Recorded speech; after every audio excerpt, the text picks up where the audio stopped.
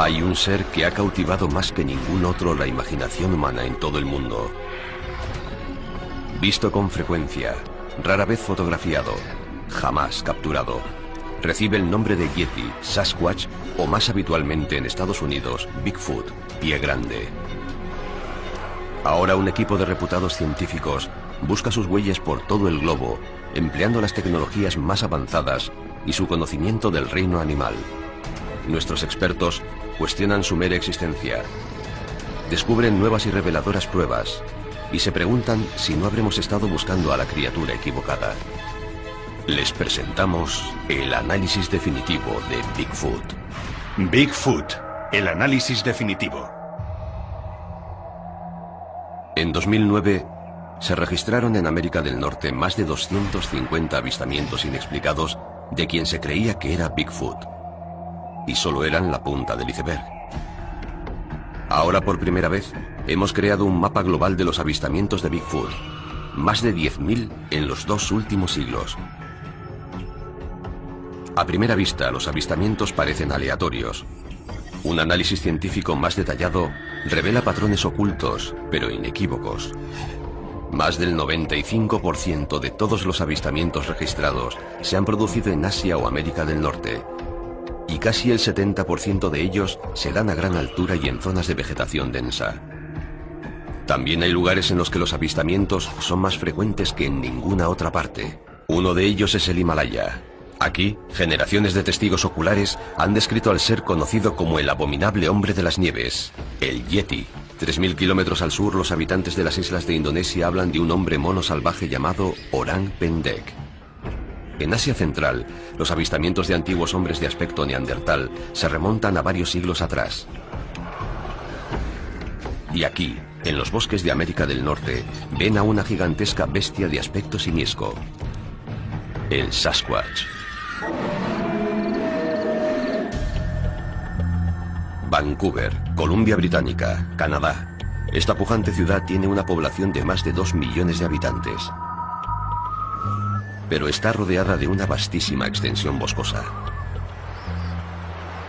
Casi 25 millones de hectáreas de bosques antiguos, gran parte de los cuales nunca han sido explotados. Los bosques de la Columbia Británica presentan una de las mayores concentraciones de encuentros con Bigfoot del mundo, más de 400 en el último siglo. Aquí, en el verano de 2008, en los bosques que rodean el lago Chilliwack, se registraron 3 avistamientos a 15 kilómetros uno de otro. 2 de ellos la misma noche.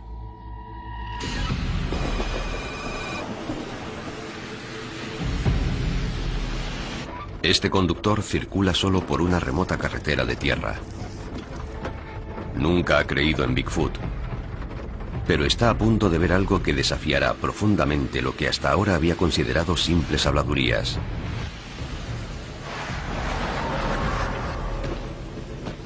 Esta es su narración de los hechos. Las luces me permiten vislumbrar algo. En un principio pienso que es un oso.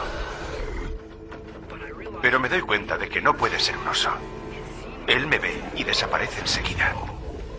Se ha movido como un ninja. Nada puede moverse así.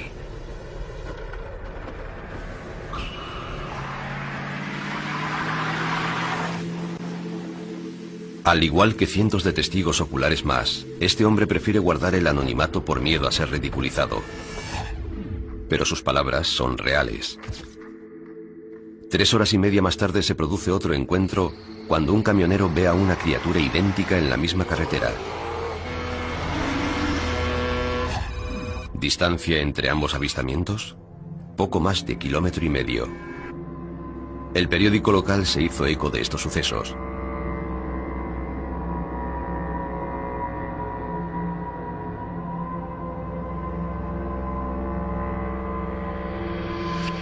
Ambos testigos estaban convencidos de que lo que vieron no era un oso.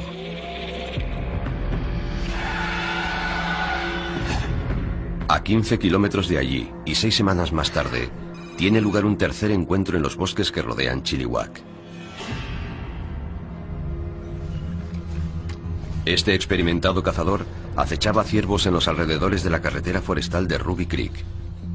Lo sucedido después se le ha quedado grabado en la memoria. Sin previo aviso, una roca vuela hacia él. Giré el tronco y el rifle hacia ese lado pensando que era un oso, pero no era un oso, era una roca en pleno vuelo. Mediría unos 60 centímetros. Y cuando estaba mirando hacia el lugar del que provenía, vi un destello negro que desapareció entre la vegetación.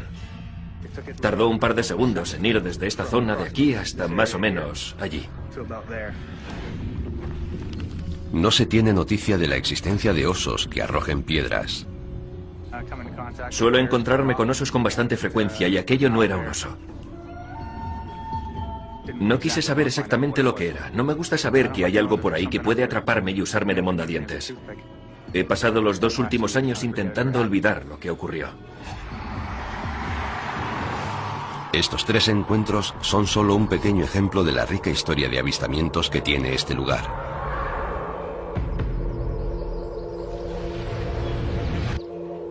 Las historias de hombres salvajes que lanzan rocas se remontan generaciones atrás en la región de Chilliwack. Julio de 1934. El indio norteamericano Tom Cedar ha salido a pescar truchas.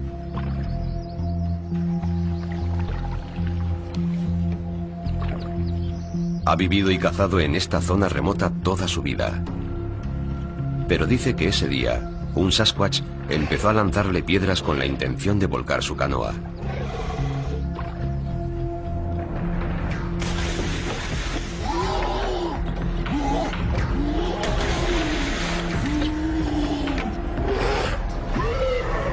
Es uno más de una serie de ataques. Y la primera vez que las tribus locales comparten con extraños su largo historial de encuentros con el Sasquatch. Este Sasquatch pintado en roca en el norte de California está fechado en el año 500 después de Cristo.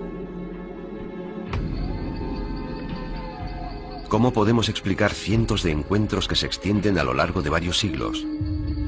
Está claro que hay algo, ¿pero qué? 5 de los más respetados científicos del mundo se reúnen en uno de los lugares con más avistamientos de Bigfoot para resolver este misterio global, los bosques de Canadá.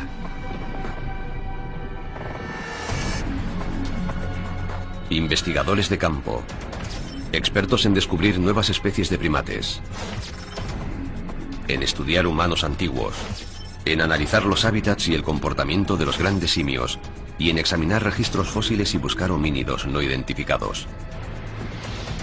Su misión es hallar la forma de encontrar a estos seres no identificados y dejar claro de una vez por todas si existen o no. Esa es una de las preguntas más fascinantes de la exploración zoológica a las que se enfrenta la ciencia de la era moderna. Jeff Meldrum tiene experiencia de primera mano de un encuentro con lo que pudo haber sido un Bigfoot.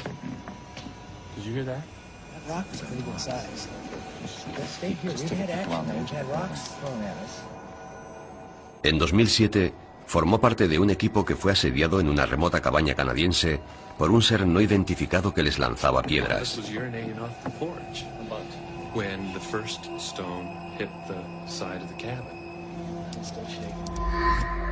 Su compañero Ian Redmond ha encabezado varias expediciones buscando pruebas de la existencia del Yeti y está convencido de que hay algo que no tiene explicación.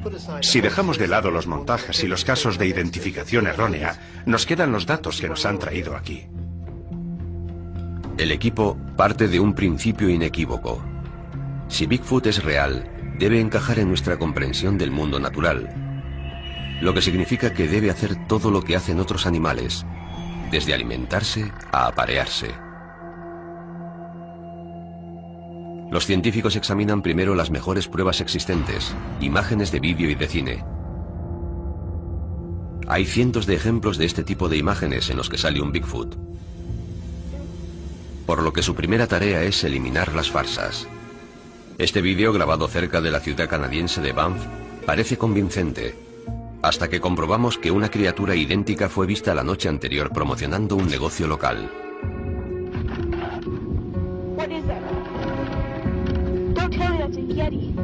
Luego están los vídeos cuyas imágenes son tan poco claras que podría tratarse de casi cualquier cosa.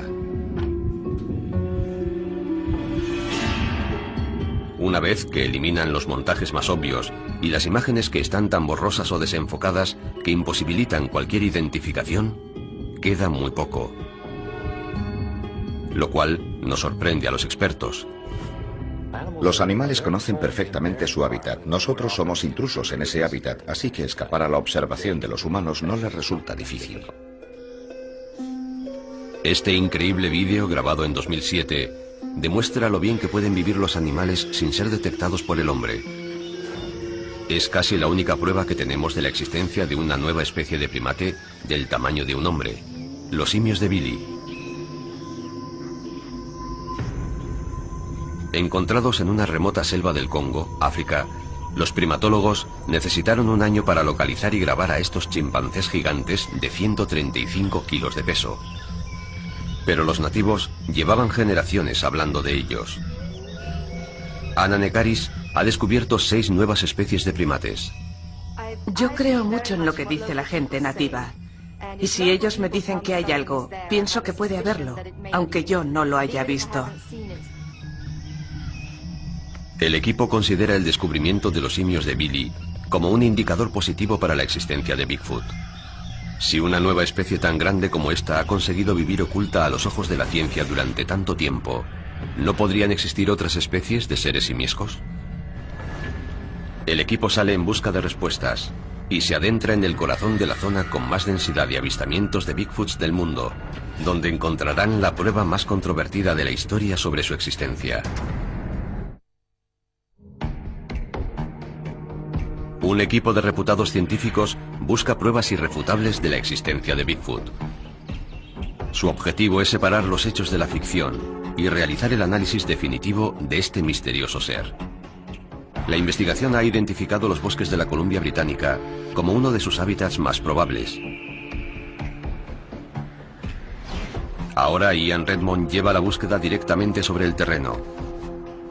Es uno de los más destacados rastreadores de gorilas del mundo y se sirve de su ojo experto para buscar señales de una especie desconocida de simio. Redmond está en la isla de Vancouver, un lugar en el que los avistamientos de Sasquatch son tan comunes que ha llegado a ser conocida como Isla de los Simios. Lo primero que descubre es una estructura misteriosa. Una de las varias encontradas en distintas partes de la isla. Es un ejemplo de lo que se conoce frecuentemente como una estructura de palos Sasquatch. Es fascinante. Esto lo hizo alguien. No es un accidente. No son unos árboles caídos. Si miramos alrededor, vemos árboles caídos, pero no encontraremos nada como esta estructura de palos que se mantiene en pie. Todos los grandes simios han construido nidos en los que dormir. En ocasiones se entretejían tallos de bambú que tienen más o menos este grosor y que por consiguiente es imposible que lo rompa un hombre. Con ellos forman una plataforma para dormir por encima del suelo. Pero no parece que nadie haya utilizado esto para dormir. Es una estructura interesante. Pero si no es un nido, ¿qué podría ser? Esto es interesante porque esto lo rompieron antes de que se cayera. Redmond sospecha que hay otro motivo que explica la existencia de esta estructura, también común en el comportamiento de los gorilas. Una posible interpretación podría ser que su intención era decirle a otros Sasquatch que aquí hay un macho poderoso capaz de romper árboles. Pero si su intención es prevenir a los humanos para que no entren en territorio Sasquatch, no creo que funcione, porque lo único que hace es azuzar nuestra curiosidad. Aunque las estructuras de palos no suponen una prueba concluyente, el mapa global indica que en esta zona los avistamientos se remontan a más de un siglo. Uno de los puntos calientes de la isla de Vancouver es la zona que rodea la pequeña ciudad de Duncan, donde los avistamientos continúan hasta hoy. Fue a 8 kilómetros de aquí, en 2005, cuando un vecino tuvo lo que él describe como un encuentro con un ser simiesco de gran tamaño. Cory Combs es un motociclista de motocross que creció en los bosques del centro de la isla. Una tarde de junio salió en su moto y se encontró cara a cara con lo que él cree que era un Sasquatch. Monté el campamento y encendí un fuego. Ya se me había hecho algo tarde, y aunque oía el movimiento de los arbustos y el crujir de las ramas al ser pisadas, no le di importancia. Pero los ruidos se acercaban cada vez más y yo tenía la sensación de que algo me estaba observando. Tenía la linterna encendida, pero las pilas estaban a punto de agotarse y recuerdo que vi brillar la luz en su cara justo antes de quedarme sin pilas. Fue en ese momento cuando supe exactamente qué era lo que me estaba observando. Era un Sasquatch.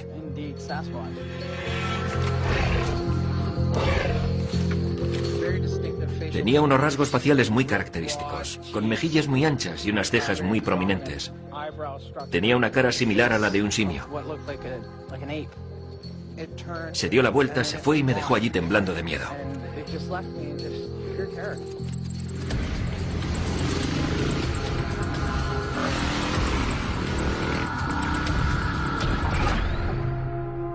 En junio de 2006 se produjo otro supuesto encuentro con un Sasquatch a menos de 30 kilómetros al oeste de Duncan.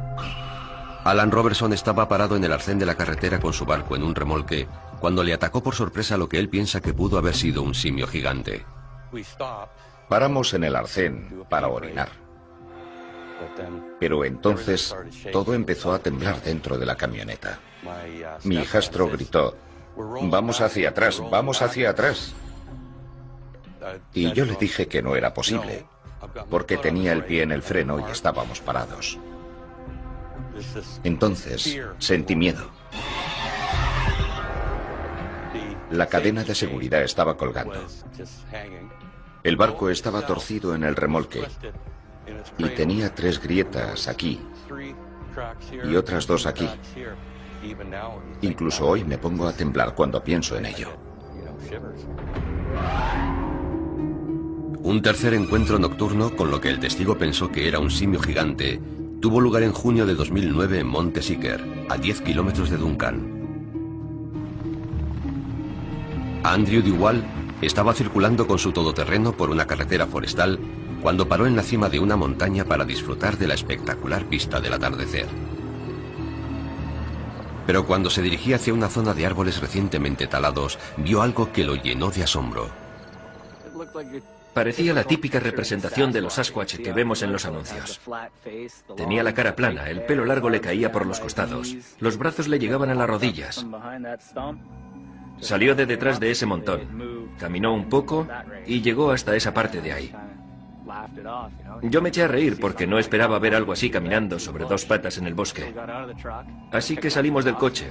Yo cogí unas piedras y se las tiré para apartarle de mi jeep. Y de pronto algo nos gritó desde la parte trasera de mi vehículo. Sonaba como si fueran 20 perros ladrando todos a la vez. Sentí como si hubiera recibido un golpe en la nuca. Fue entonces cuando nos asustamos y salimos pitando de aquí.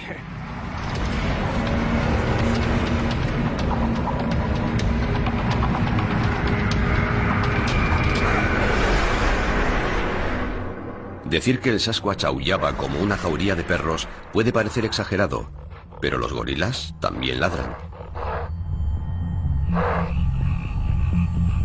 Un factor importante que vincula los 3 encuentros de la isla de Vancouver es que todos ocurrieron después de la puesta del sol.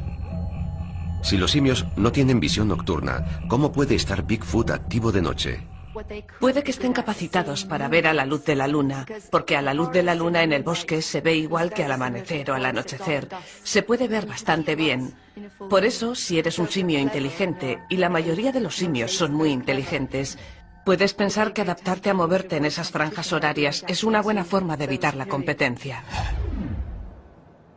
Ian Redmond se une ahora a un grupo de investigadores locales de Bigfoot en una operación de búsqueda a la luz de la luna. Cindy Dawson encabeza el grupo.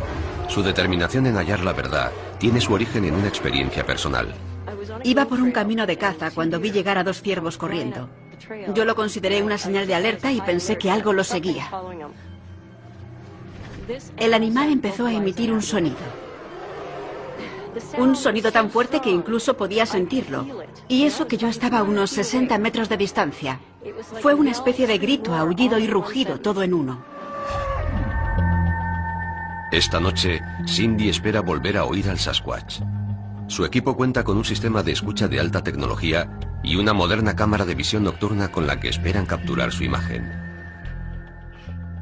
Los informes indican que suelen mostrarse activos de noche, pero la visibilidad aquí, incluso de día, no va más allá de unos metros en cualquier dirección, así que es probable que sea el sonido lo que nos alerte de su presencia. Los investigadores locales intentan llamar la atención del Sasquatch, dando golpes en los árboles. Parece ser que el Sasquatch responde a esos golpes. Dicen que si das 2 golpes, recibes otros 2 golpes en respuesta, lo cual es una forma de comunicación.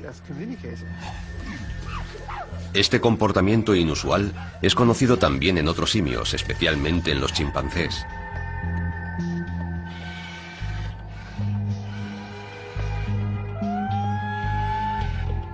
Mientras aguardan la respuesta, los investigadores intentan otra táctica con la que esperan recibir una respuesta de lo que ellos piensan que es un Sasquatch, una llamada larga que consideran que imita la llamada realizada por la hembra de la especie.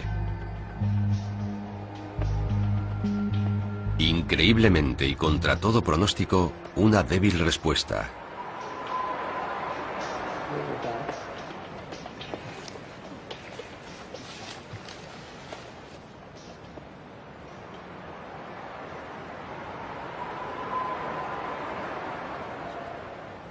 Pero los investigadores están confundidos.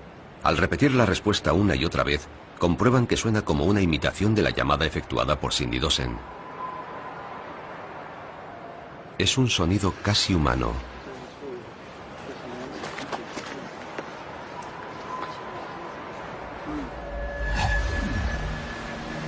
A la mañana siguiente, Ian Redmond explora el lugar en busca de posibles huellas o señales dejadas por un gran simio. ¿Qué opina del lejano sonido oído la noche anterior? Naturalmente, cuando oímos una respuesta lejana a nuestras espaldas, la reacción fue inmediata. Sentimos una emoción intensa. Pero Cindy estaba muy tranquila y no mostró ningún entusiasmo. Supongo que se mostró prudente porque parecía un sonido humano.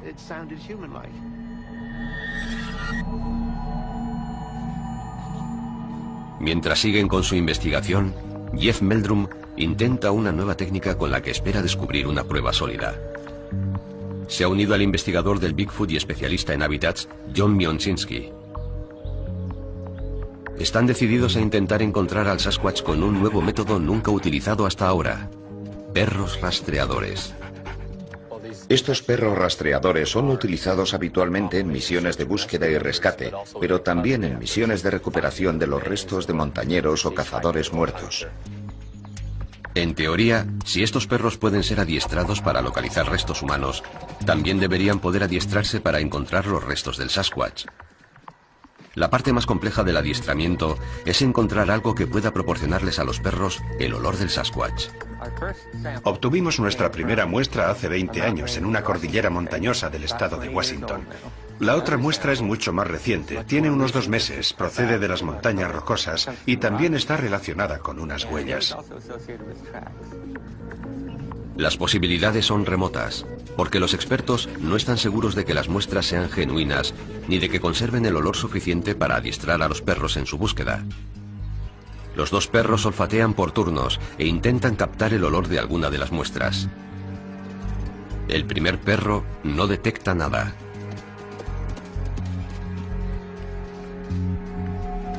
Pero el segundo capta un olor en la segunda muestra.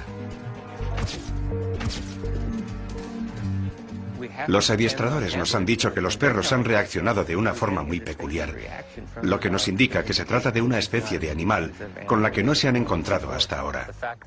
El hecho de que la reacción de estos perros indique que no se trata del olor de un ser humano ni de un animal con el que estén familiarizados, nos hace concebir esperanzas. El equipo necesita investigar qué clase de ser están buscando. En su búsqueda de pruebas, analizarán la más controvertida en la historia del Bigfoot, la película de Patterson. ¿Pero llegarán a una conclusión definitiva?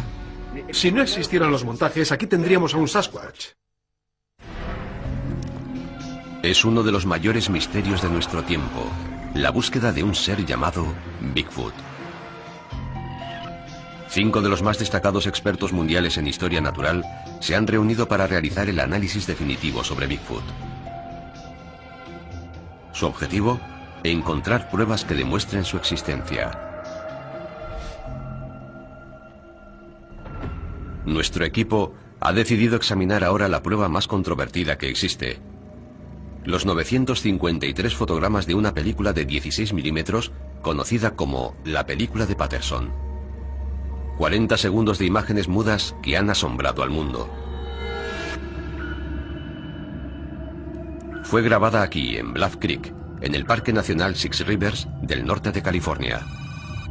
Fue aquí donde, en el otoño de 1967, dio comienzo el mayor misterio de la historia relacionado con Bigfoot. Nuestro equipo se mantiene expectante mientras Ian Redmond y Anna Nekaris destacan la forma de caminar de esta criatura como un factor de peso a la hora de validar la autenticidad de la película. Tiene un modo de andar muy relajado, muy fluido. Está claro que se siente cómodo siendo bípedo. No se mueve con torpeza. Es interesante ver cómo balancea los brazos. Los mueve con bastante fuerza de lado a lado. Es algo que no esperaría ver ni siquiera en un orangután. Bill Sellers y Jack Ring siguen escépticos y se centran en el hombre que grabó estas imágenes y en lo que le indujo a hacerlo. Para mí la clave de esta película es la confianza. Si viéramos un fragmento de película como este, procedente de una fuente de toda confianza, tendríamos que creer lo que vemos. Y lo que vemos es una criatura peluda que cruza por la pantalla. Pero si no confías en la persona que grabó las imágenes y no estás convencido de que no sea un montaje, da igual lo convincente que parezca, porque todos sabemos que los expertos en efectos especiales de Hollywood pueden recrear casi cualquier cosa. El hombre que estaba detrás de la cámara era Roger Patterson. Son muchos quienes cuestionan sus motivos, incluido el periodista Mike McLeod. Roger Patterson fue un tipo interesante. Nunca tuvo un trabajo de verdad, ni quiso tenerlo. Era inventor y, por lo que sabemos, un verdadero artista con las manos. Y siempre pensó que conseguiría dar el golpe con uno de sus inventos. Muchos creen que el Bigfoot de Bluff Creek fue uno de los inventos de Patterson. Él pensaba que era posible que pudiera existir un ser así, y que encontrarlo sería un logro extraordinario, el invento que llevaba tanto tiempo persiguiendo. Se adentró a caballo en las montañas y habló con gente de la zona. Empezó publicando un libro en 1966. Su libro contenía el boceto de un ser asombrosamente parecido al que acabaría grabando poco más de un año después. ¿Pudo este haber sido el prototipo? Pero Roger Patterson no se conformó con escribir un libro. Pidió dinero para dirigir una película sobre Bigfoot. Compró todo lo necesario: cámaras, película virgen y caballos. Patterson dijo que filmó a una hembra Sasquatch totalmente por casualidad mientras se preparaba para grabar su película.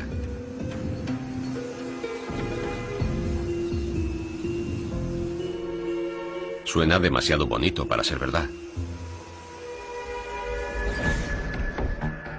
Desde entonces, la película ha sido sometida a 40 años de escrutinio científico. Desde análisis biométricos del modo de andar y la longitud de la zancada de la criatura, a marcadores que permiten calcular su altura en un entorno natural.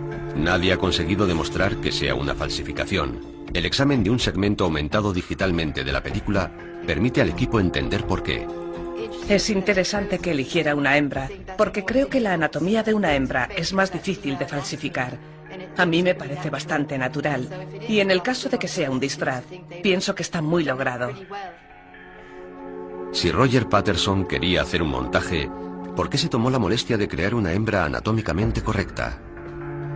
Ian Redmond coincide en que la película parece demasiado realista para ser una criatura falsa, creada por un cineasta novato. Hay partes de su anatomía que parecen muy convincentes. Parece que el pelo de la cintura es más corto y más claro. Su espalda se estrecha un poco, como la del gorila de espalda plateada. Y ahí tiene el pelo más corto comparado con el de los brazos. Parece una espalda plateada. Y en 1967, la mayoría de la gente no había visto fotografías de gorilas. Creo que es una película muy interesante. La controversia surge al analizar el giro de la cabeza. Lo que más me hace desconfiar es que gire la cabeza hacia la cámara. Me parece un gesto demasiado humano. Pero tras pasarse cientos de horas buscando gorilas en la selva, Ian Redmond está familiarizado con su forma de moverse. Si trabajas con los grandes simios, ves que muchas de sus posturas, la forma de pararse, de escuchar, de mirar, son compartidas por todos los grandes simios, humanos y no humanos. Estas imágenes de un gorila, grabadas en un parque natural, demuestran lo mucho que se parecen a los seres humanos cuando caminan erguidos. Pero el periodista Mike McLeod piensa que tiene argumentos suficientes para destruir el mito de Patterson. Roger Patterson estaba arruinado y tenía que mantener a su familia. Cuando ruedas una película puedes gastar mucho dinero en muy poco tiempo, y eso es lo que le ocurrió a él. Creo que Patterson fue a California a rodar esa película porque necesitaba grabar la toma definitiva. Y la necesitaba porque no es posible vender una película sobre Bigfoot a menos que tengas esa toma definitiva. Me refiero a una grabación del propio Bigfoot. Nadie encontró nunca el disfraz. Puede que estuviera hecho de piel de vaca o que lo alquilara a una tienda de disfraces. Pero en cualquier caso, Patterson trasladó su sensibilidad artística a la película que grabó en el 67 y el tiempo la ha convertido en un icono. Jeff Meldrum discrepa. Desde luego, si hay algo que no es un hombre con un disfraz de pieles. En aquellos años no había spandex, no había velcro. Lo único que estaba al alcance de un aficionado que supuestamente intentara engañar a la gente eran disfraces de pieles baratos. Si es un montaje, debemos considerarlo uno de los logros más sofisticados de su tiempo. Yo no puedo estar de acuerdo con eso. Yo veo estas imágenes y teniendo en cuenta los antecedentes del director, pienso que es un hombre disfrazado, sin ninguna duda. Roger Patterson se llevó la verdad a la tumba, jurando que tanto su película como el Sasquatch eran auténticos. No debería extrañarnos que Roger Patterson creyera en la existencia de un ser como ese y que decidiera rodar una película falsa. Lo interesante aquí es que esa es su visión del aspecto que tendría esa criatura. El equipo sigue discrepando. 2 creen que pudo ser un Sasquatch. 2 no. Y 1 está indeciso. Pero montaje o no, y tal y como revela nuestro mapa global, hay un hecho que no admite discusión. En los años posteriores a la película de Roger Patterson, empezaron a verse muchos Bigfoots en lugares como Ohio, Pensilvania, Maryland, Texas y Montana, que apenas tenían una historia previa de avistamientos. En apenas 10 años se han producido más avistamientos que en los 150 anteriores, y la tendencia continúa. ¿De verdad han visto todos esos testigos un Bigfoot? Según mi experiencia, los montajes han sido muy pocos y muy espaciados. El reto ahora es discriminar los casos de identificación errónea y los excesos de imaginación de los investigadores demasiado entusiastas para quienes cada bulto o cada sonido percibidos en la noche del bosque son prueba de actividad Sasquatch. Ocurre igual que con el monstruo del lago Ness. Todo el mundo que ve un bulto en el agua espera que sea el monstruo. El equipo decide investigar este aumento masivo de avistamientos. Uno de los lugares con mayor aumento de avistamientos de seres tipo Bigfoot es Florida.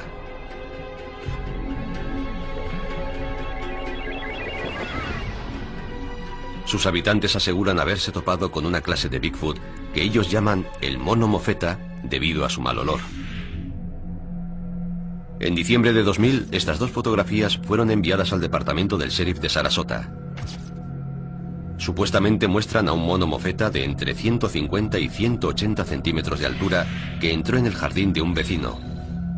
¿Es este ser real, un montaje o un caso de identificación errónea? El pantano tropical de Florida es un hábitat ideal para un simio, pero los científicos dudan mucho de que se trate de un Bigfoot.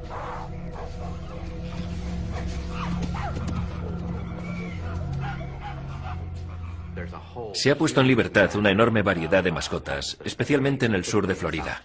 Sabemos que los primates pueden sobrevivir en estos hábitats. La capacidad de adaptación de los chimpancés es muy buena y en Florida abunda la comida para ellos. Tener chimpancés y orangutanes como mascotas se puso de moda en los años 70, justo cuando aumentaron los avistamientos de monos mofeta. Es habitual que alguien compre una cría de primate y lo conserve hasta que se hace un poco mayor y más fuerte. Muchas veces suelen comprarlos ilegalmente y los tienen sin permiso. Y solo se necesitan 2 o 3 primates para empezar una población. Un chimpancé puede vivir 60 años sin ningún problema. Así que hubiera bastado con soltar unos cuantos hace unas décadas. Entonces se hubiera producido un avistamiento y eso hubiera mantenido vivo el rumor de la existencia de un mono mofeta durante mucho tiempo. El equipo cree que el aumento de avistamientos de monos mofeta en Florida, más de 200, es un caso de identificación errónea provocado por la película de Patterson. Es posible que estos monos mofeta no sean nada más que unos chimpancés fugados. Pero no todos los avistamientos tienen una explicación tan sencilla. La zona que plantea más dudas al equipo es la región costera del noroeste de Norteamérica.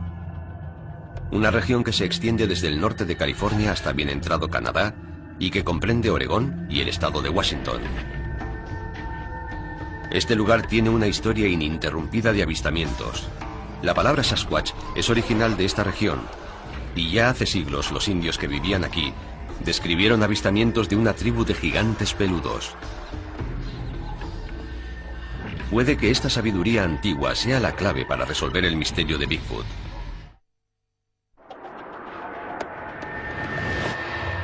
Un equipo de científicos busca la prueba definitiva de la existencia de Bigfoot. Está comprobado que la famosa película de Roger Patterson de 1967 provocó un gran aumento del número de avistamientos. Pero no todos los avistamientos tienen el mismo valor. El mapa global del equipo muestra que en la zona costera del noroeste de América del Norte se produjeron cientos de avistamientos mucho antes de que se conociera la película de Patterson, lo que los hace potencialmente más fiables que los producidos en otros lugares en años posteriores. Una zona clave son los alrededores de la ciudad de Chilliwack, en la Columbia Británica. Aquí se produjo un gran número de avistamientos en los años 30 y 40 del siglo pasado.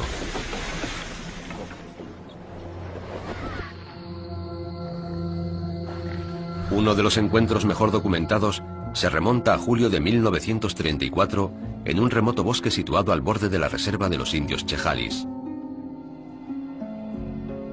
Miliso y una amiga están en casa.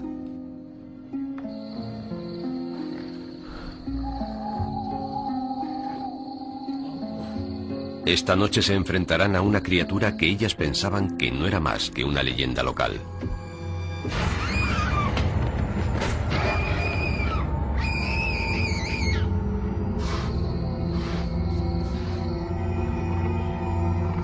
Las dos mujeres afirmaron ver una mano gigantesca y peluda en su ventana.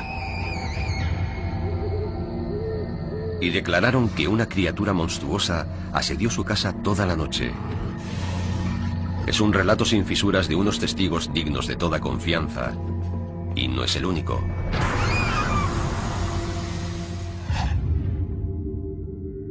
A medida que avanzamos en el tiempo en nuestro mapa global, cada vez son más numerosos los avistamientos que tienen lugar en las cercanías de Chilliwack.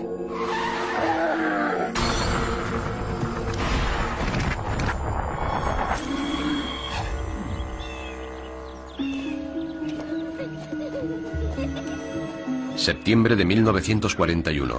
Estos son Jenny Chapman y sus hijos. Una familia respetable, conocida y querida en su comunidad. Es una tarde como muchas otras. Los niños juegan mientras Jenny cuelga la colada. Su marido Jack está trabajando en el ferrocarril. Están solos. Su casa, situada a kilómetros del pueblo más cercano, está al borde de un denso bosque. Y algo se oculta en él.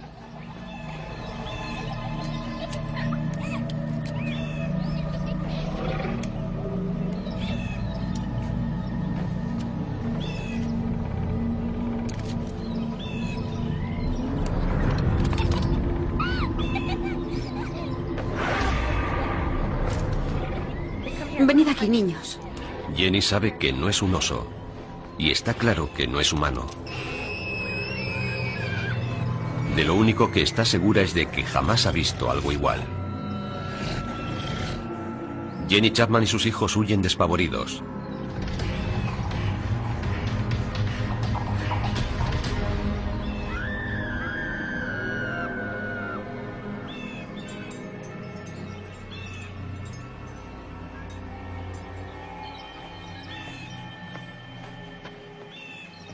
Jack Chapman llega a su casa al atardecer.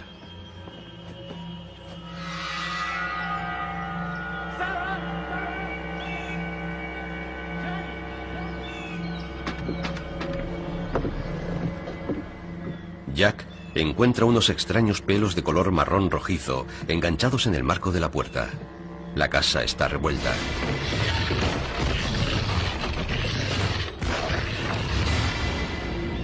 Alguien ha levantado y destrozado un barril de pescado de 135 kilos de peso y ha robado su contenido.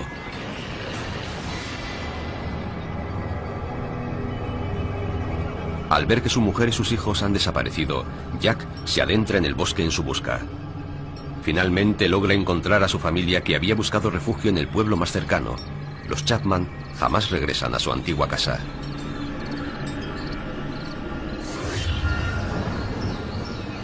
En caso de que existiera esta criatura, el equipo coincide en que esta región del noroeste de América del Norte podría ser uno de los pocos lugares del mundo con bosques y recursos suficientes para mantener a un gran simio omnívoro del tamaño de Bigfoot. Pero hay una serie de preguntas cruciales que es preciso responder. Una de las cosas que habría que dilucidar es qué comen, especialmente durante el invierno, cuando la comida escasea. Lo que hace durante el invierno un animal que podríamos considerar parecido a Bigfoot, como es el oso, es hibernar. Pero los grandes primates no pueden hibernar, lo que significa que necesitan comida. Sí, es cierto. Pero una cosa que debemos tener en cuenta es que durante el invierno la costa boscosa de la Columbia Británica tiene muy poca acumulación de nieve. Y hay miles de kilómetros de costa junto a ese corredor interior que llega al suroeste de Alaska, que constituyen un hábitat muy rico con comida abundante durante todo el año. Sí, moluscos y crustáceos. Exacto, moluscos, algas y todos los invertebrados que quedan en los pozos que deja la marea. El ataque sufrido por la casa de los Chapman sugiere que al Sasquatch le gusta el pescado. De ser así, no sería el único primate que come pescado. Varias especies de monos comen los moluscos que encuentran en aguas poco profundas. Pero con frecuencia los Sasquatch son vistos tierra adentro, a alturas mucho mayores. Sobrevivir aquí exigiría que el Sasquatch estuviera preparado para digerir alimentos de difícil digestión, como juncias, hojas e incluso corteza, lo cual requeriría tener un estómago especialmente adaptado.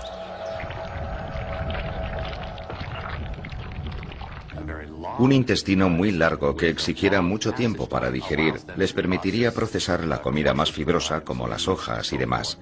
Es algo que no pueden hacer muchos otros animales del oeste de Estados Unidos, pero que tampoco constituye una hipótesis descabellada. Pero ¿coinciden los avistamientos de Sasquatch en la región costera del noroeste de América del Norte con las zonas en las que habría más comida para un gran simio omnívoro? El equipo usa el mapa global para comparar los avistamientos con los mejores hábitats posibles, y coinciden casi a la perfección. La abundancia o escasez de vegetación depende en gran medida de factores como la altitud, las precipitaciones y la temperatura. Donde más llueve es donde más vegetación suele haber, y los avistamientos suelen darse en los bosques húmedos del noroeste. Todo el equipo coincide en que un simio omnívoro gigante podría sobrevivir en la zona costera del noroeste de América del Norte. Pero eso nos plantea un gran interrogante. ¿Cómo llegó un simio gigante a Norteamérica? En busca de respuestas, nuestro equipo dirige sus ojos a Asia, donde se han producido avistamientos de otra famosa criatura desconocida, el Yeti.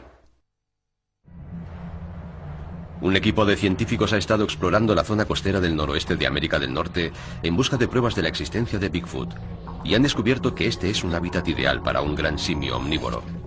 Ahora investigan la posible existencia de un ser similar en Asia. Buscan una posible relación entre ellos y una respuesta a la pregunta de cómo llegó Bigfoot a Norteamérica. Su investigación comienza en el poderoso Himalaya, la cordillera montañosa más alta del mundo. El hogar de un ser que sus habitantes temen y conocen como el Yeti. Nuestros expertos han observado en su mapa global un agrupamiento de avistamientos a alturas superiores a los 2.700 metros sobre el nivel del mar, con precipitaciones de nieve y lluvia anuales de más de 1.000 litros por metro cuadrado. La prueba más importante de la existencia del Yeti son sus huellas. En 1951, el escalador Eric Shipton estaba a una altura de 6.000 metros durante una expedición al Everest, cuando de forma totalmente inesperada se encontró con las huellas de lo que parecía ser un simio gigante. Al no haber ningún otro ser humano ni siquiera remotamente cerca, se mostró convencido de su autenticidad. Jeff Meldrum tiene un vaciado de las huellas originales encontradas por Shipton y está convencido de que pertenecen a una criatura real. Su característica más distintiva es que el dedo gordo diverge del resto de los dedos. Parece más bien un apéndice similar al pulgar. La huella de Shipton resulta aún más misteriosa por el hecho de que el segundo dedo es bastante grande. Esto podría ser una característica natural o podría tratarse de una patología, pero no podemos saberlo porque únicamente se ha documentado una sola huella. Parece muy improbable que alguien pudiera añadirle una lesión a una huella falsa. Y aún más inverosímil que alguien pudiera falsificar unas huellas en la nieve a 6.000 metros de altura en el Himalaya. El problema es que este no parece el hábitat más adecuado para un simio gigante. Los primates son básicamente animales tropicales, y las regiones frías, supuestamente habitadas por el yeti, difieren mucho de las zonas en las que viviría un primate moderno.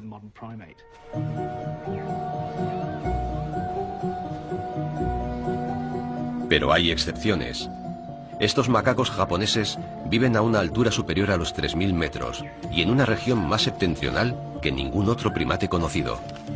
Se han adaptado a sobrevivir a temperaturas que rondan los menos 20 grados centígrados. ¿Podría el yeti haberse adaptado a vivir en el mismo entorno? Hay otros primates que se han adaptado a vivir a gran altura y tienen un hábitat muy amplio. No creo que los yetis vivan en la nieve. Su hábitat son los bosques donde encuentran su comida. Cuando visité Nepal me impresionó la cantidad de plantas comestibles que había, similares a las que comen los gorilas de las montañas. Tanto la comida de la que podría alimentarse el yeti como sus huellas indican que podría tratarse de una criatura estrechamente emparentada con un gorila de las montañas gigante. Pero quienes viven aquí afirman haberlos visto despedazar yaks y cabras con sus garras. Algo que parece imposible, puesto que los simios carecen de ellas. Ian Redmond ofrece una explicación sencilla a este dilema basándose en su experiencia. Yo me encontré los restos de una cabra salvaje que había sido devorada por un depredador y cerca de allí vi las huellas de un felino. Y supongo que cualquier homínido inteligente que se encontrara un animal cazado por otro depredador se aprovecharía inmediatamente de su hallazgo. Más que dedicarse a matar yaks y cabras, el yeti sería un carroñero. El equipo carece de más pruebas. Los monjes tibetanos y nepalíes consideran los pelos y los huesos de los yetis como reliquias sagradas. Se ha analizado el ADN de algunas muestras, pero hasta ahora casi todas han sido identificadas como pertenecientes a otros animales conocidos. Claro que el yeti no es la única criatura gigante desconocida que vive en esta aislada parte del mundo.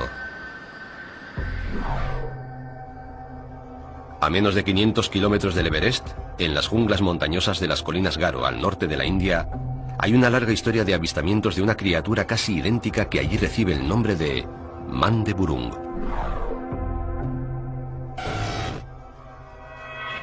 La gente de allí se los encuentra constantemente. Los han visto en los bosques y dicen que en general son bastante mansos y no atacan al hombre, aunque siguen teniéndoles miedo. La descripción del Mandeburung guarda tantas similitudes con la del yeti que Ian Redmond piensa que pertenecen a una misma especie que se ha adaptado a distintos entornos. Yo lo considero el yeti de las tierras bajas. Habita en las calurosas y húmedas selvas tropicales del norte de la India. Las pruebas de la existencia de este yeti de las tierras bajas son incluso más difíciles de encontrar. Hay que tener mucha suerte para obtener alguna prueba, porque cuando alguien va a investigar el hallazgo de un cuerpo, se encuentra con que los pobladores de la zona se lo han llevado todo. Para ellos, la pieza más pequeña de ese ser constituye una especie de reliquia. Nunca ves un cuerpo entero, encuentras un cuero cabelludo o el hueso de un dedo.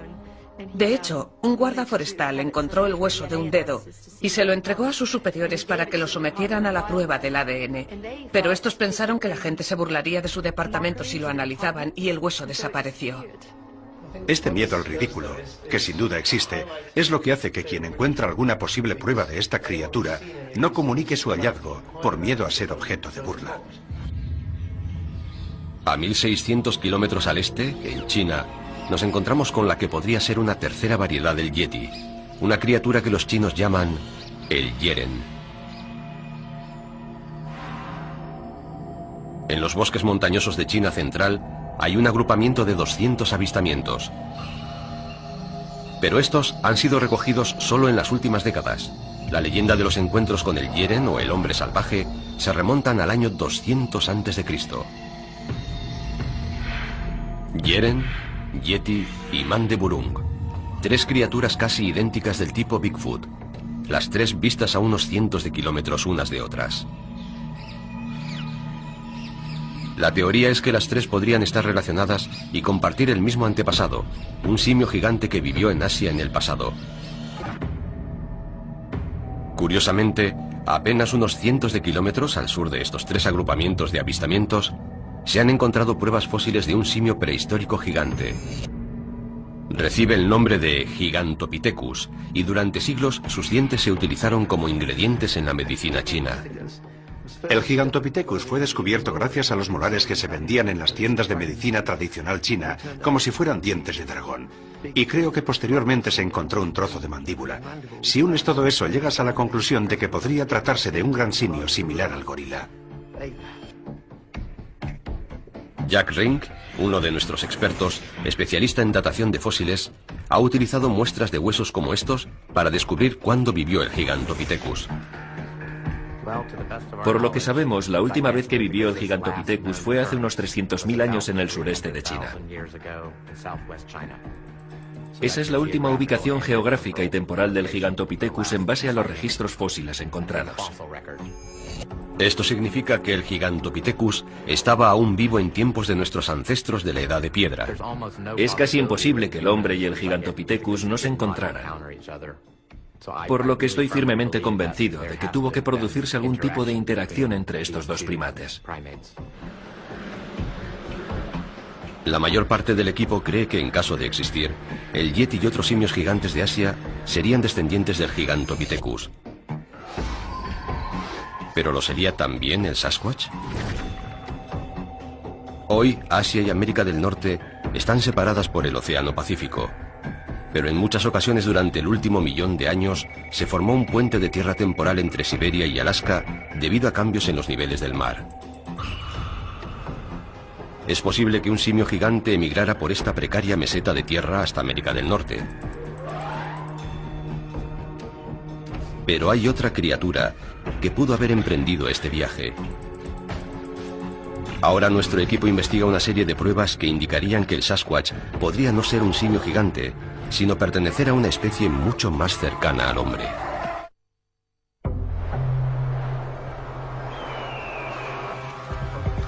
Una tarde de verano de 2007, Robert Wilson circula por una zona de bosques muy densos de la isla de Vancouver. Él no lo sabe, pero este lugar tiene una larga historia de avistamientos de Bigfoot. De repente ve algo totalmente inesperado. Acababa de cruzar el puente de Morin Creek cuando vi algo entre los árboles que parecía ser un oso. Reduje la velocidad y vi algo que solo puedo describir como un hombre peludo de gran tamaño. Una especie de cavernícola, por decirlo así, con rasgos similares a los del hombre de Neandertal. Era tan grande como un oso, pero no era un oso, tenía rasgos humanos.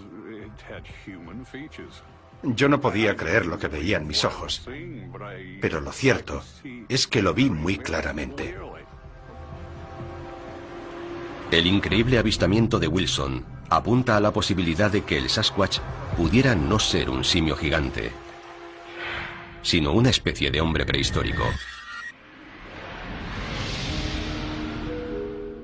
El mapa global de nuestros expertos revela cientos de avistamientos de humanos gigantes parecidos al Neandertal en toda Asia. La mayor concentración se da en las montañas del Cáucaso, al sur de Rusia. Estos avistamientos fueron tan numerosos que con el tiempo estas criaturas recibieron un nombre. Los llaman almas o almasti, que significa gente salvaje.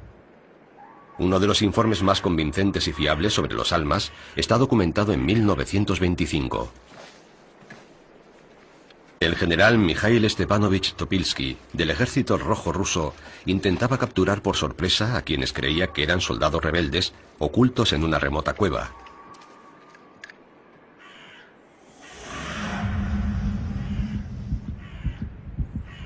Los rusos oían que algo se movía dentro de la cueva.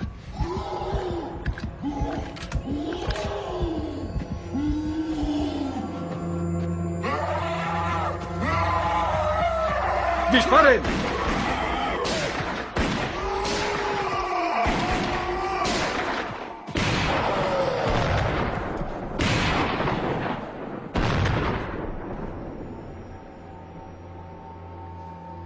Horrorizados, el general y sus hombres descubrieron que habían abatido a tiros no a un enemigo moderno, sino a una especie de humano prehistórico.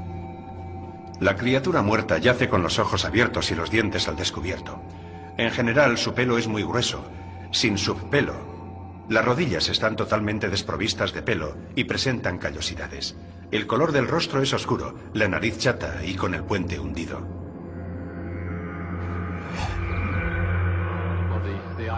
El testigo describe al almas como una criatura de cuerpo musculoso y torso poderoso, ojos hundidos, cejas pobladas, mejillas prominentes y mandíbulas poderosas.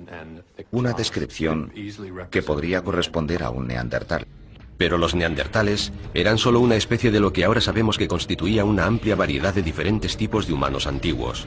Hemos descubierto que la evolución humana no se desarrolla en forma de árbol evolutivo, sino más bien en forma de arbusto evolutivo, del que surgen muchísimas pequeñas ramas, lo que significa que hay muchos primos del hombre que no llegaron a ninguna parte. Las pruebas de la existencia de otras criaturas parecidas al ser humano han aumentado de manera espectacular. De hecho, se han encontrado pruebas fósiles de un pariente del hombre en la isla de Flores, en el sureste de Asia, y parece que esta especie estaba viva hasta hace poco.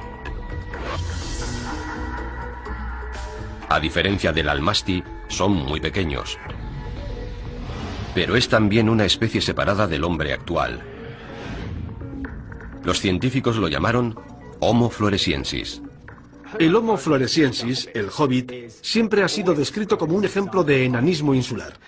Es el proceso evolutivo que sufren los animales que viven en una isla. Al carecer de los competidores que tendrían normalmente, no tienen necesidad de crecer más, nadie se los va a comer, y se quedan pequeños para adaptarse a la limitación de recursos. Los fósiles de este hobbit real están datados en 10.000 años. Pero los habitantes de la vecina Sumatra llevan mucho tiempo hablando de un legendario hombrecillo de los bosques, que ellos llaman Orang Pendek. ¿Podría tratarse de la misma criatura o es quizás una subespecie aún más primitiva? Anna Nekaris ha trabajado mucho en el sureste de Asia, donde ha descubierto nuevas especies de primates. Y está convencida de que las historias locales sobre el Orang Pendek son fidedignas y de que se trata de una criatura real. Los nativos suelen ser extremadamente fiables. Ciertamente se aprende mucho cuando escuchas las historias que narran los habitantes de estos lugares remotos. Lo que me resulta fascinante es la vida que ha insuflado a la leyenda, por decirlo así, el descubrimiento reciente del Homo floresiensis, el hobbit. La posibilidad de que exista una población remanente de homínidos o de otro tipo de primates podría no ser tan descabellada. Curiosamente, justo cuando estas historias locales han demostrado que la existencia del Orang Pendek podría tener visos de realidad, nuevos descubrimientos han sacado a la luz lo que podrían ser los restos de un verdadero almasti. En marzo de 2010 se hizo un sorprendente descubrimiento en la frontera entre Rusia y Kazajistán, justo en la misma región donde se produjo el encuentro de 1925. A partir del hueso de un dedo, los científicos identificaron otra especie humana. La llamaron la mujer X o el homínido de Denisova. Tenemos a esta mujer X que han identificado a partir del hueso de un pie del que han extraído el ADN. Y el ADN de ese hueso difiere tanto del ADN de otros humanos modernos y de los neandertales que pensamos que podría pertenecer a otra especie completamente diferente. De hecho, la existencia de múltiples especies de humanos sea probablemente la norma. Los científicos piensan que este homínido estaba emparentado con el Homo floresiensis. Algunos de nuestros expertos creen que los remanentes de múltiples especies de humanos podrían seguir vivos todavía. En la actualidad nos cuesta creer que podamos estar conviviendo con otros seres bípedos, cuando lo cierto es que es algo que hemos hecho durante 1 millón de años, aunque solo lo supimos con certeza en los años 80. Exacto. ¿Por qué debería ser el presente la excepción a la regla que parece haber prevalecido durante millones de años? Un nuevo y asombroso descubrimiento en China podría proporcionar al equipo otro posible candidato en su intento de explicar el origen de Bigfoot. Se trata de un antepasado gigantesco del neandertal llamado Homo heidelbergensis. Hasta hace poco se creía que se había extinguido hace más de 250.000 años. Pero según Jeff Meldrum, estos nuevos restos descubiertos podrían cambiar esa datación. Lo extraordinario del caso es que las fechas preliminares se han fijado en unos 12.000 años atrás, una datación muy reciente. Este hallazgo sugiere que el heidelbergensis aún seguía vivo en Asia cuando los primeros humanos modernos emigraron a Norteamérica. Al igual que ellos, pudieron haber cruzado el puente de tierra que una vez conectó Siberia y Alaska. Ahora el equipo examinará si el Sasquatch de Norteamérica podría ser un tipo de humano primitivo.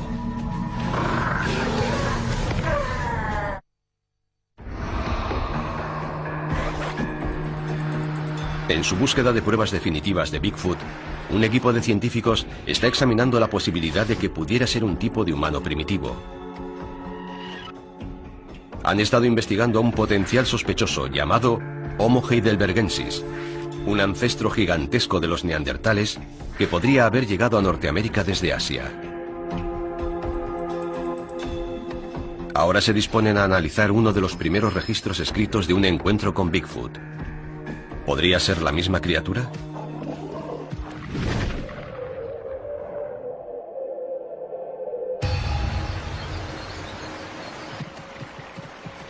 ...1891... Hermann Gilbert y su cuñado viajan al oeste a reclamar unas tierras. Están en el norte de California, en el extremo sur de las montañas Cascade. Es la misma zona en la que hace 76 años Roger Patterson grabó su famosa película en la que salía una criatura parecida a un simio gigante. Pero todo parece indicar que lo que están a punto de ver puede que no sea un simio, sino algún tipo de ser humano. Ambos conocen las historias locales sobre el ¿qué es eso? Un monstruo legendario al que hay que evitar a toda costa. Hermann descubre unas huellas gigantescas.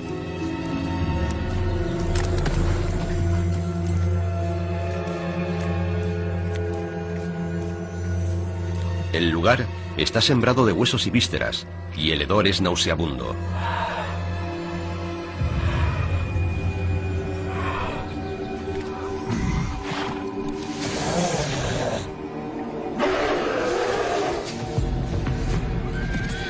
Entonces ven a la criatura, un enorme hombre peludo, bañado en sangre, que se aporrea el pecho y aúlla de ira.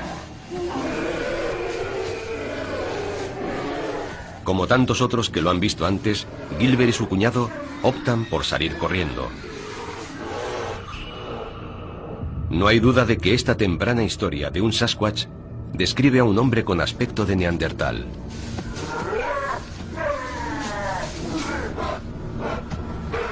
Un posible candidato a ser Bigfoot es un antepasado del neandertal llamado Homo heidelbergensis. El heidelbergensis era el humano antiguo más grande que se conoce. Tenemos especímenes que alcanzan los 2 metros de altura, aunque es fácil que hubiera otros que fueran mucho más altos. Pero Jeff Meldrum piensa que el comportamiento del Sasquatch es demasiado salvaje para ser considerado el de un ser humano.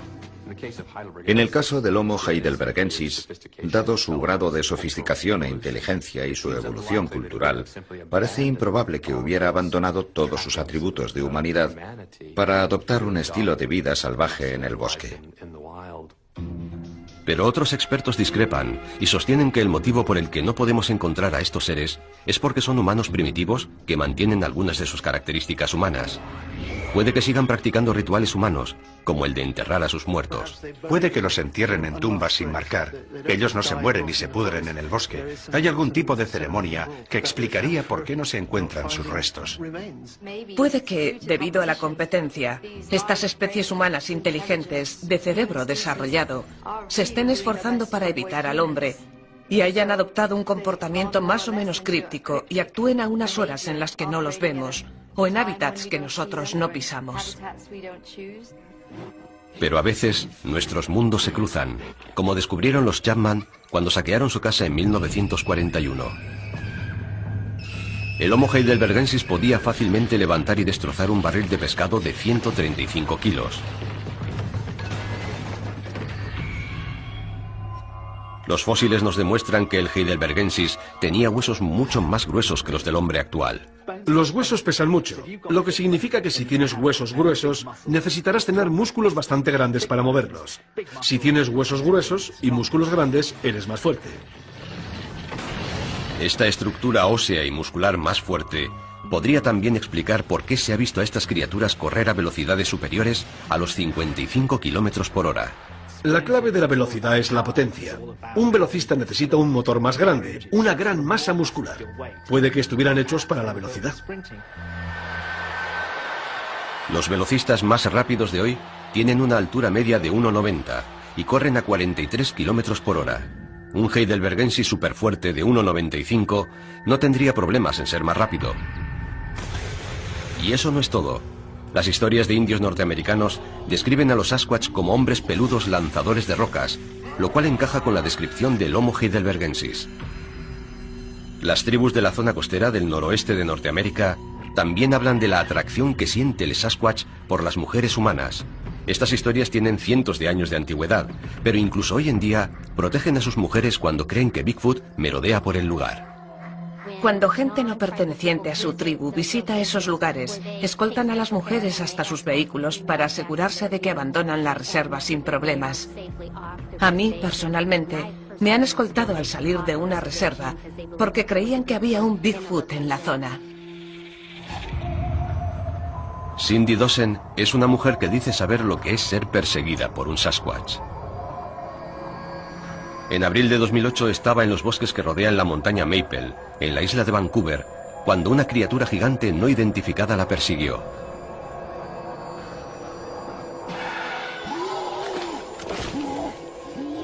Estaba en el bosque, rompía ramas y golpeaba árboles, a unos 2 pasos por detrás de mí. Cindy huyó despavorida. Aquella cosa me gritó y chilló, y tuve que salir corriendo. Sentía su presencia pisándome los talones. La criatura la persiguió durante cientos de metros hasta que Cindy llegó a su coche y se fue a toda velocidad. Cuando subí al coche empecé a llorar. Me derrumbé. Pasé 3 semanas sin volver al bosque. No podía volver, me resultaba imposible.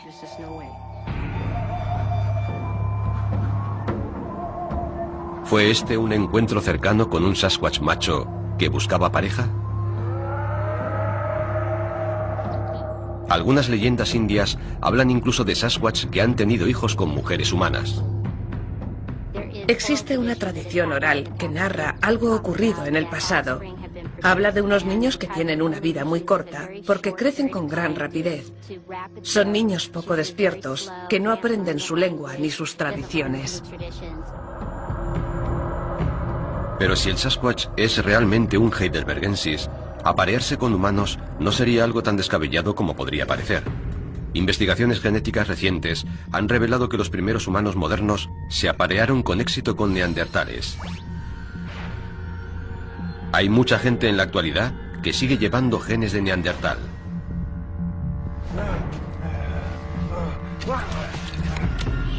Nuestro equipo ha analizado una serie de pruebas que apoyan la idea de que el Sasquatch podría ser un humano primitivo. Altura, fuerza, velocidad e incluso atracción sexual. Todos estos factores cobrarían sentido si el Sasquatch fuera algún tipo de heidelbergensis de gran tamaño. Pero el profesor Jack Rink está a punto de plantear una teoría radicalmente nueva, jamás expuesta hasta ahora, que sugiere que Bigfoot no es una especie antigua, sino un ser humano moderno que se ha transformado en una criatura salvaje.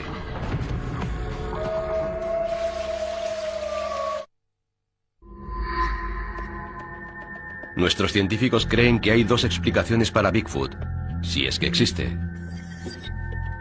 La primera es que se trata de un simio gigante, descendiente de una criatura prehistórica llamada Gigantopithecus. Según la segunda hipótesis, Bigfoot sería una especie sin identificar de un antiguo homínido, posiblemente el Homo heidelbergensis.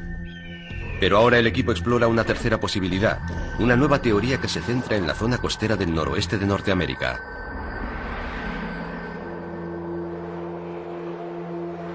Los Sasquatch que se han visto aquí podrían no ser simios gigantes ni hombres prehistóricos, sino seres humanos modernos.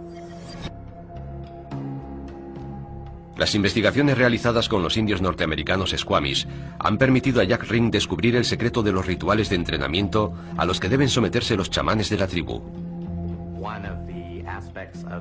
La tradición oral de la nación Squamish narra cómo la gente se vuelve literalmente salvaje tras someterse a un proceso chamánico que les exige abandonar la tribu y vivir en soledad periodos de más de 10 años, durante los cuales se alimentan de comida silvestre y permanecen aislados de sus congéneres. Lo que significa que, aparentemente, aún existe gente salvaje.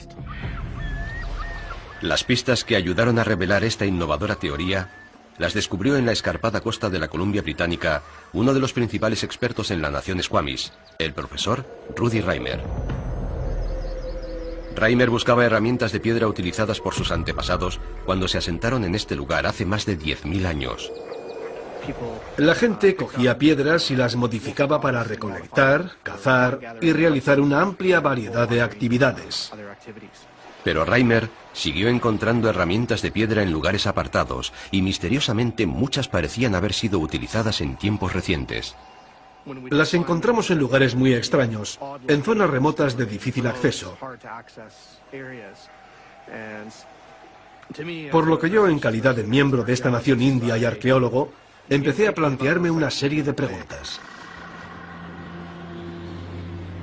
¿Qué hacían aquellas herramientas en lugares tan apartados?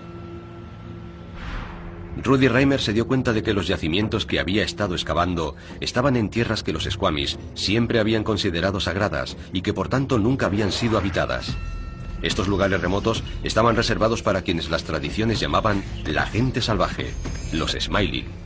Cuando me adentraba en determinadas partes de nuestro territorio, los ancianos me decían: ¿para qué vas ahí? Ahí es donde vive la gente salvaje. Pero Reimer comprobó que ni siquiera los ancianos conocían todos los secretos de la tribu. Durante milenios, los chamanes Squamish, los sacerdotes de la tribu, se habían sometido a un rito de iniciación únicamente conocido por ellos. Desaparecían en bosques remotos para aprender los secretos de la naturaleza. ¿Podría existir una conexión entre los chamanes y los Smiley? El hallazgo de herramientas de piedra en esos lugares remotos parecía demostrarlo. Cuando vivían allí era muy habitual para esas personas utilizar herramientas de piedra. Y por eso hemos encontrado restos de esas herramientas en lugares muy remotos. Lugares a los que iban para someterse a esa especie de entrenamiento espiritual y físico. Pero ¿cómo puede confundirse un chamán con un Sasquatch? Los jóvenes que se sometían al entrenamiento chamánico debían vivir totalmente aislados del resto del mundo. Tenían prohibido entrar en contacto con la gente. Vivían aislados, incluso de su propia tribu. Su entrenamiento podía durar años, un proceso que gradualmente les transformaba en hombres salvajes, totalmente irreconocibles. Después de algunos años, tenían un aspecto muy distinto a quienes se habían quedado en la tribu. Llevaban mucho tiempo solos y habían interactuado con plantas y animales. Físicamente estaban muy fuertes y llevaban el pelo largo y descuidado. Pero también tenían un comportamiento distinto y podían ser confundidos con lo que nosotros llamamos un simio o con una criatura extraña que habitara en el bosque. Algunas tradiciones hablan incluso de que estos jóvenes salvajes se cubrían el cuerpo con musgo y líquenes para abrigarse. Naturalmente, si alguien lleva una capa de líquen negro, parecerá que está cubierto de pelo. Pero lo que debemos preguntarnos es si hacen eso porque querer parecerse a un Sasquatch forma parte de su ritual. Es fácil ver cómo nació la leyenda de los hombres peludos salvajes. Mi perspectiva ofrece una explicación cultural para lo que llamamos Sasquatch, o para lo que en la nación Squamish llamamos Smiley, la gente salvaje. Explicar al Sasquatch como un caso de identificación errónea solo sería posible si el entrenamiento chamánico estuviera vigente hoy en día en los bosques de la Columbia Británica. Y aunque resulte increíble, parece ser que es así. Se sigue haciendo hoy en día. Son personas que se integran en su entorno natural y que se someten a varios tipos de entrenamiento. Son personas que traen mensajes importantes de su entorno natural. Y no son solo los Squamish. Tribus de todo el noroeste de Norteamérica mantienen tradiciones similares que impulsan a algunos de sus miembros a elegir una vida salvaje. ¿Podrían más de 400 testigos, a lo largo de más de 100 años, haber visto a unos chamanes Squamish? ¿Pueden unos ritos de iniciación chamánica explicar los avistamientos producidos en otras partes? La pregunta es si esta teoría podría explicar todos los avistamientos de Sasquatch producidos en Norteamérica. ¿Podría ser esta la respuesta al misterio de Bigfoot? Para que eso fuera posible, ese concepto de vuelta a la vida salvaje debería estar vigente en muchas tribus. Dudo de que la esencia de lo que Bigfoot representa para tantas culturas de Norteamérica pueda resumirse en una explicación tan simple.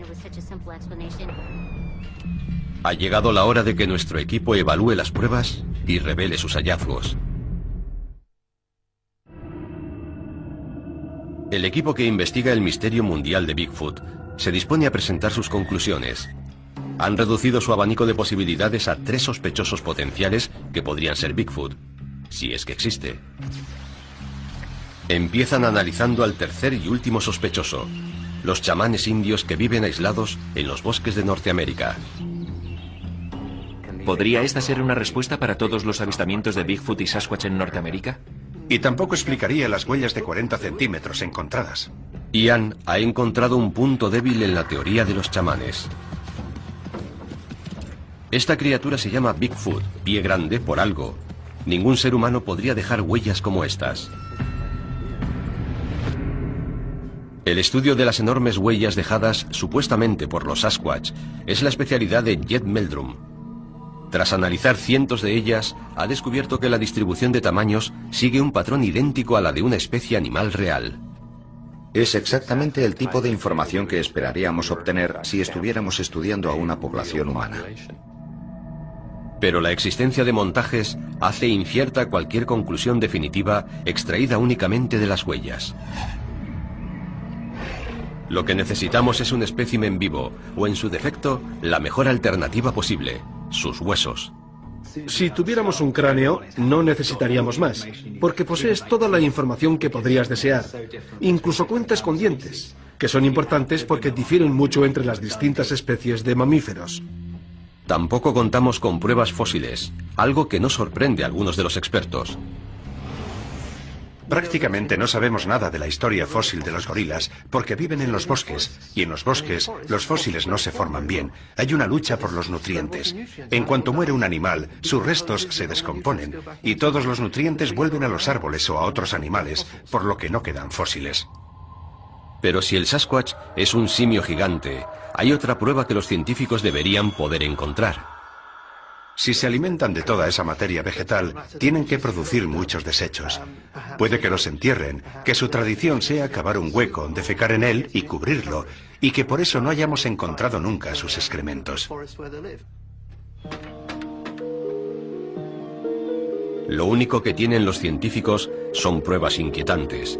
Muestras de pelo que no pertenecen a ninguna especie conocida, llamadas grabadas en la noche y la más importante de todas, miles de informes de testigos oculares en todo el mundo. El equipo utiliza el mapa global para ampliar la búsqueda de Bigfoot en nuevas y sorprendentes direcciones. El análisis de las zonas de avistamientos ha revelado fascinantes nuevas teorías sobre su posible hábitat, su comportamiento y su ascendencia. Y lo más importante de todo, ha demostrado cómo la película de Roger Patterson de 1967 desencadenó una oleada de avistamientos sin precedentes que sigue hasta hoy. Pero al examinar de cerca cómo cambian los patrones de datos antes y después de la película de Patterson, el equipo ha vuelto sobre sus pasos y eliminado muchas de las distorsiones causadas por la película. Esto les ha ayudado a descartar montajes o casos de identificación errónea, como el del mono mofeta de Florida.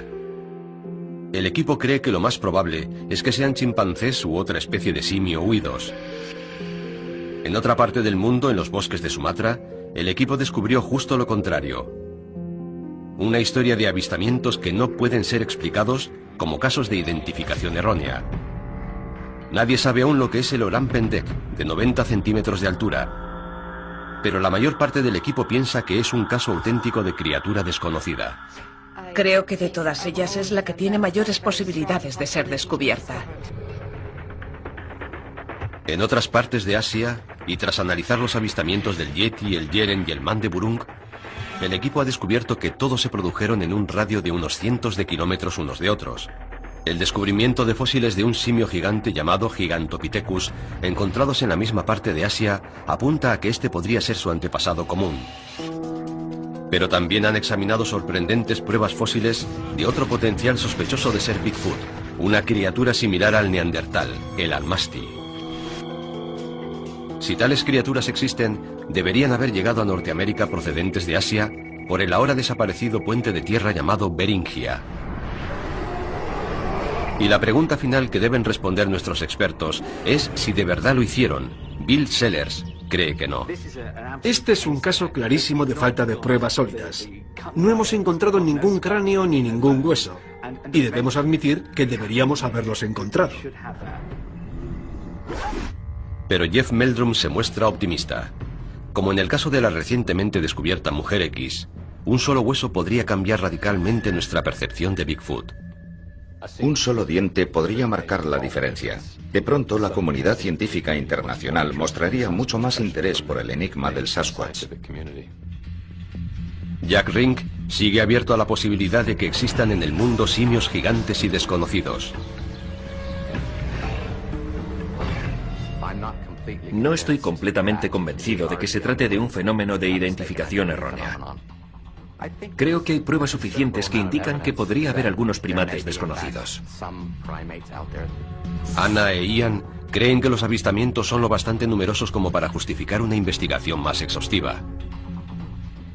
No entiendo por qué no hay gente investigando sobre el terreno y viviendo en zonas remotas con el equipo adecuado para grabar sonidos y capturar imágenes de estas criaturas con cámaras trampa.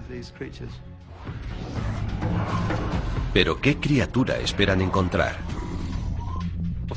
Ciertamente hay una gran discrepancia de opinión respecto a la naturaleza del Sasquatch. Hay quienes, como yo mismo, piensan que su naturaleza está mucho más cercana a la de un simio. Pero otros mantienen que es algún tipo de ser humano. Si fuera ese el caso, tendríamos que redefinir qué comprende la etiqueta de humano.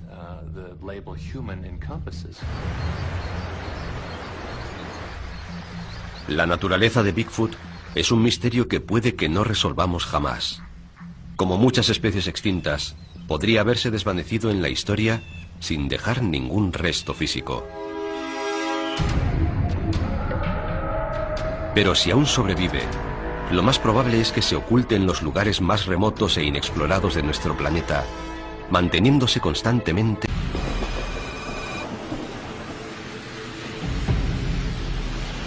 Este conductor circula solo por una remota carretera de tierra. Nunca ha creído en Bigfoot. pero está a punto de ver algo que desafiará profundamente lo que hasta ahora había considerado simples habladurías.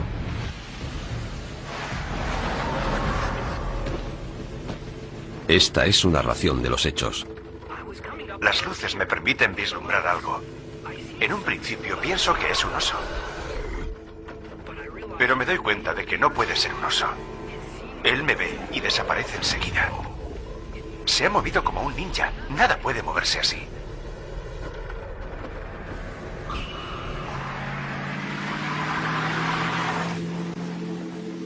Al igual que cientos de testigos oculares más, este hombre prefiere guardar el anonimato por miedo a ser ridiculizado. Pero sus palabras son reales. 3 horas y media más tarde se produce otro encuentro cuando un camionero ve a una criatura idéntica en la misma carretera. ¿Distancia entre ambos avistamientos? Poco más de 1,5 kilómetros. El periódico local se hizo eco de estos sucesos.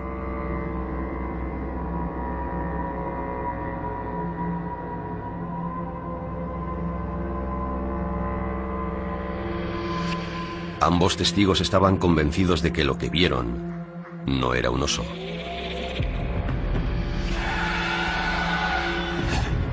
A 15 kilómetros de allí, y 6 semanas más tarde, tiene lugar un tercer encuentro en los bosques que rodean Chilliwack.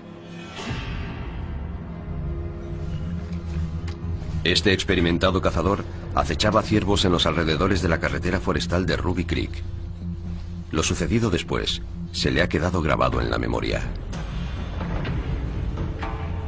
Sin previo aviso, una roca vuela hacia él. Giré el tronco y el rifle hacia ese lado pensando que era un oso, pero no era un oso. Era una roca en pleno vuelo. Mediría unos 60 centímetros. Y cuando estaba mirando hacia el lugar del que provenía, vi un destello negro que desapareció entre la vegetación. Tardó un par de segundos en ir desde esta zona de aquí hasta más o menos allí. No se tiene noticia de la existencia de osos que arrojen piedras. Suelo encontrarme con osos con bastante frecuencia y aquello no era un oso. No quise saber exactamente lo que era. No me gusta saber que hay algo por ahí que puede atraparme y usarme de mondadientes. He pasado los 2 últimos años intentando olvidar lo que ocurrió. Estos 3 encuentros son solo un pequeño ejemplo de la rica historia de avistamientos que tiene este lugar. Identificado los bosques de la Columbia Británica como uno de sus hábitats más probables. Ahora Ian Redmond lleva la búsqueda directamente sobre el terreno. Es uno de los más destacados rastreadores de gorilas del mundo y se sirve de su ojo experto para buscar señales de una especie desconocida de simio. Redmond está en la isla de Vancouver, un lugar en el que los avistamientos de Sasquatch son tan comunes que ha llegado a ser conocida como Isla de los Simios. Lo primero que descubre es una estructura misteriosa. Una de las varias encontradas en distintas partes de la isla. Es un ejemplo de lo que se conoce frecuentemente como una estructura de palos Sasquatch. Es fascinante. Esto lo hizo alguien. No es un accidente. No son unos árboles caídos. Si miramos alrededor, vemos árboles caídos, pero no encontraremos nada como esta estructura de palos que se mantiene en pie. Todos los grandes simios han construido nidos en los que dormir. En ocasiones se entretejían tallos de bambú que tienen más o menos este grosor y que por consiguiente es imposible que lo rompa un hombre. Con ellos forman una plataforma para dormir por encima del suelo. Pero no parece que nadie haya utilizado esto para dormir. Es una estructura interesante. Pero si no es un nido, ¿qué podría ser?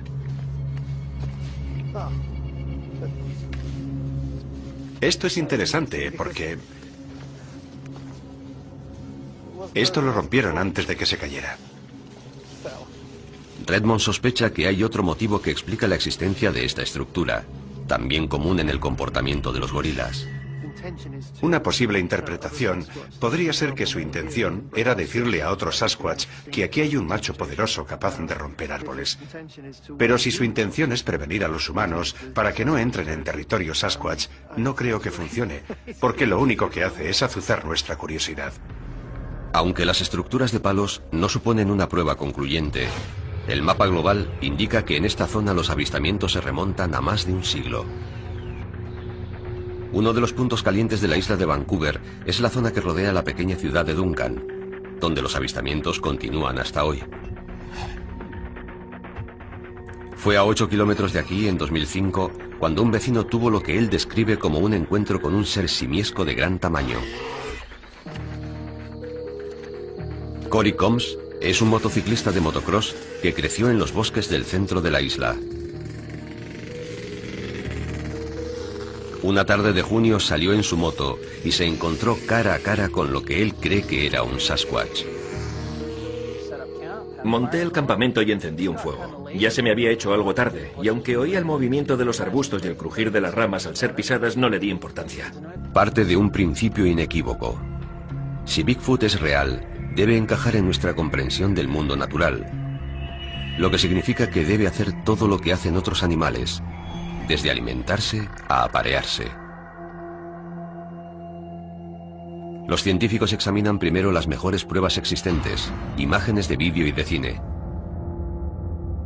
Hay cientos de ejemplos de este tipo de imágenes en los que sale un Bigfoot, por lo que su primera tarea es eliminar las farsas. Este vídeo, grabado cerca de la ciudad canadiense de Banff, parece convincente, hasta que comprobamos que una criatura idéntica fue vista la noche anterior promocionando un negocio local.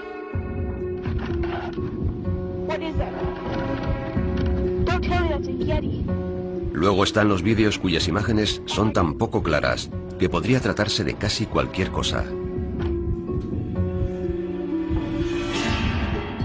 Una vez que eliminan los montajes más obvios y las imágenes que están tan borrosas o desenfocadas que imposibilitan cualquier identificación, queda muy poco. Lo cual nos sorprende a los expertos. Los animales conocen perfectamente su hábitat. Nosotros somos intrusos en ese hábitat, así que escapar a la observación de los humanos no les resulta difícil.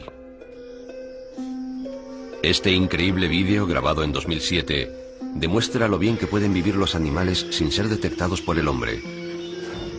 Es casi la única prueba que tenemos de la existencia de una nueva especie de primate del tamaño de un hombre, los simios de Billy. Encontrados en una remota selva del Congo, África, los primatólogos necesitaron un año para localizar y grabar a estos chimpancés gigantes de 135 kilos de peso. Pero los nativos llevaban generaciones hablando de ellos. Ana Nekaris ha descubierto 6 nuevas especies de primates. Yo creo mucho en lo que dice la gente nativa. Y si ellos me dicen que hay algo, pienso que puede haberlo, aunque yo no lo haya visto. El equipo considera el descubrimiento de los simios de Billy como un indicador positivo para la existencia de Bigfoot. Si una nueva especie tan grande como esta ha conseguido vivir oculta a los ojos de la ciencia durante tanto tiempo, ¿no podrían existir otras especies de seres simiescos? El equipo sale en busca de respuestas y se adentra en el corazón de la zona con más densidad de avistamientos de Bigfoots del mundo, donde encontrarán la prueba más controvertida de la historia sobre su existencia. Un equipo de reputados científicos busca pruebas irrefutables de la existencia de Bigfoot. Su objetivo es separar los hechos de la ficción y realizar el análisis definitivo de este misterioso ser. La investigación ha identificado... Hay un ser que ha cautivado más que ningún otro la imaginación humana en todo el mundo. Visto con frecuencia, rara vez fotografiado, jamás capturado. Recibe el nombre de Yeti, Sasquatch o más habitualmente en Estados Unidos, Bigfoot, pie grande. Ahora un equipo de reputados científicos busca sus huellas por todo el globo, empleando las tecnologías más avanzadas y su conocimiento del reino animal. Nuestros expertos cuestionan su mera existencia, descubren nuevas y reveladoras pruebas y se preguntan si no habremos estado buscando a la criatura equivocada. Les presentamos el análisis definitivo de Bigfoot. Bigfoot, el análisis definitivo. En 2009, se registraron en América del Norte más de 250 avistamientos inexplicados de quien se creía que era Bigfoot. Y solo eran la punta del iceberg. Ahora por primera vez hemos creado un mapa global de los avistamientos de Bigfoot. Más de 10.000 en los 2 últimos siglos. A primera vista, los avistamientos parecen aleatorios. Un análisis científico más detallado revela patrones ocultos, pero inequívocos. Más del 95% de todos los avistamientos registrados se han producido en Asia o América del Norte, y casi el 70% de ellos se dan a gran altura y en zonas de vegetación densa. También hay lugares en los que los avistamientos son más frecuentes que en ninguna otra parte. Uno de ellos es el Himalaya. Aquí, generaciones de testigos oculares han descrito al ser conocido como el abominable hombre de las nieves, el Yeti. 3.000 kilómetros al sur, los habitantes de las islas de Indonesia hablan de un hombre mono salvaje llamado Orang Pendek. En Asia Central, los avistamientos de antiguos hombres de aspecto neandertal se remontan a varios siglos atrás. Y aquí, en los bosques de América del Norte, ven a una gigantesca bestia de aspecto simiesco, el Sasquatch. Vancouver, Columbia Británica, Canadá. Esta pujante ciudad tiene una población de más de 2 millones de habitantes, pero está rodeada de una vastísima extensión boscosa. Casi 25 millones de hectáreas de bosques antiguos, gran parte de los cuales nunca han sido explotados. Los bosques de la Columbia Británica presentan una de las mayores concentraciones de encuentros con Bigfoot del mundo, más de 400 en el último siglo. Aquí, en el verano de 2008, en los bosques que rodean el lago Chilliwack, se registraron 3 avistamientos a 15 kilómetros uno de otro. 2 de ellos la misma noche.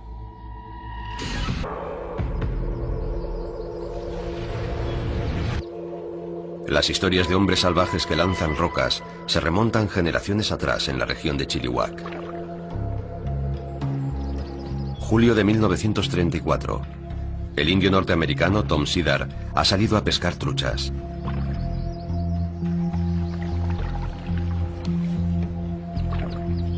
Ha vivido y cazado en esta zona remota toda su vida. Pero dice que ese día, un Sasquatch empezó a lanzarle piedras con la intención de volcar su canoa.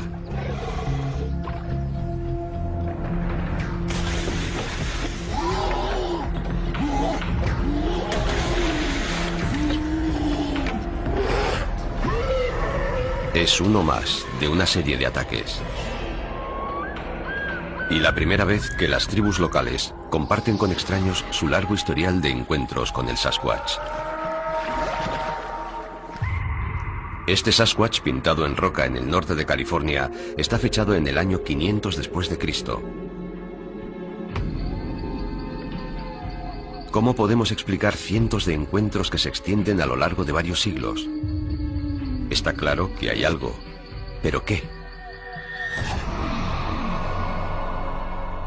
5 de los más respetados científicos del mundo se reúnen en uno de los lugares con más avistamientos de Bigfoot para resolver este misterio global, los bosques de Canadá.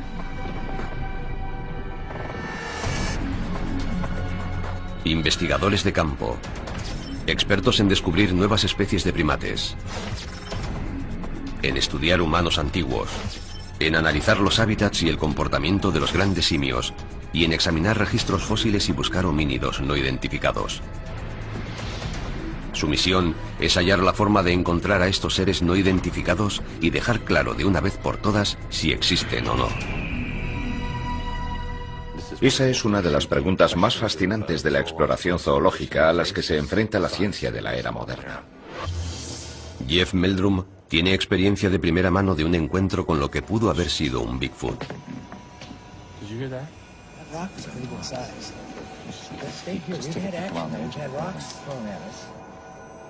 En 2007, formó parte de un equipo que fue asediado en una remota cabaña canadiense por un ser no identificado que les lanzaba piedras.